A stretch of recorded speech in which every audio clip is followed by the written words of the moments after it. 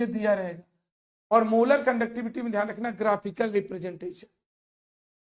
Molar conductivity का जो electrolyte, weak electrolyte के लिए कंसंट्रेशन पे डाइल्यूट करने पे क्या इफेक्ट पड़ता है, और स्ट्रॉन्ग इलेक्ट्रोलाइट जो होते हैं उनको डाइल्यूशन करने पर मोलर कंडक्टिविटी पे क्या इफेक्ट पड़ता है, क्योंकि सॉल्यूशन है। इससे क्वेश्चन आएगा, मैं क्लू दे रहा हूं।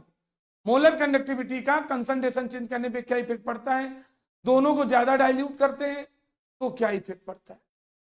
वीक इलेक्ट्रोलाइट डाइल्यूट करने पे ज्यादा बढ़ता है, मोलर कंडक्टिविटी बढ़ती है, या स्ट्रॉन्ग इलेक्ट्रोलाइट की।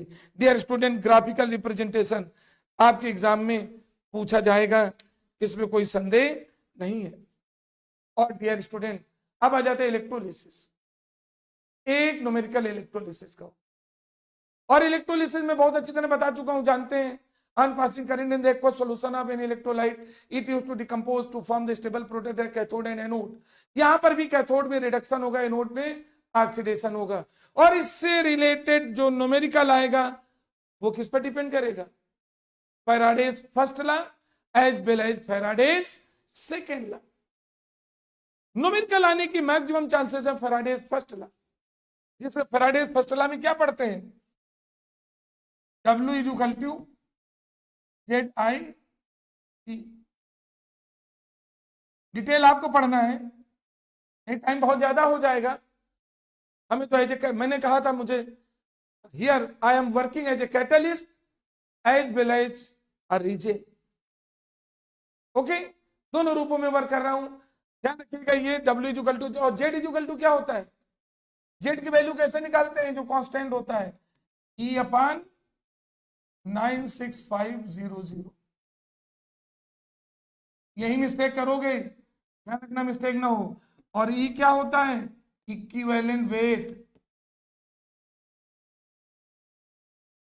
और इक्विवेलेंट वेट निकालते कैसे हैं डियर स्टूडेंट, इक्विवेलेंट वेट होता है मोलर मास अपान वैलेंसी चार्ज। उसकी वैलेंसी क्या है, पर्टिकुलर मेटल के भी निकालना होता है, तो मोलर मास अपान वैलेंसी। वैलेंसी मीन्स उसका जो चार्ज है। ये फॉर्मूला लगा, जैसे कॉपर है मोलर मास अपान 2 हो जाएगा, सिल्वर का मोलर मास अपान 1 हो जाएगा। ठीक है, ये क्या आ जाएगा। अब इसमें टी हमेशा सेकंड में ही लिखते हैं, आर में हो करंट एम्पियर में रहेगी, डब्ल्यू मास होता है। और इस तरह सेकंड लॉ होता है, on passing equal amount of current in different electrolytic cell for same interval of time, then the mass of metal deposited in concerned electrodes are equal to their equivalent weight।